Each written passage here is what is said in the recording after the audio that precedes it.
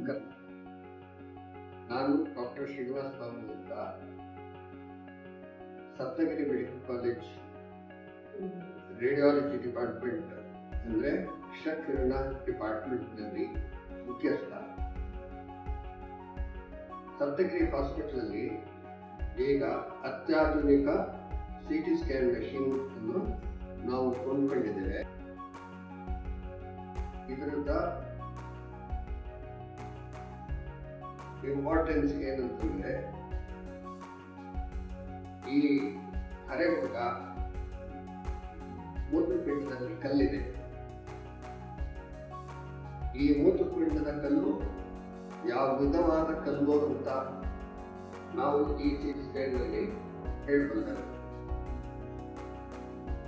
ಯಾವ ವಿಧವಾದ ಕಲ್ಲು ಅಂತ ತಿಳ್ಕೊಳ್ಳೋದು ಅದು ಮುಖ್ಯವಾದ ವಿಷಯ. ಯಾಕೆಂದರೆ ಈ ಮೂತ್ರಪಿಂಡದ ಕಲ್ಲು ಯಾವ ದ್ರವ್ಯದಿಂದ ಆಗಿದೆ ಅದರ ಮೇಲೆ ಟ್ರೀಟ್ಮೆಂಟು ಬದಲಾಯಿಸಬೇಕಾಗುತ್ತೆ. ಇದೆಲ್ಲ 2 ನಿಮಿಷದ CT ಸ್ಕ್ಯಾನ್ ನಲ್ಲಿ 2 ನಿಮಿಷದಲ್ಲಿ ಮುಗಿದೋದು.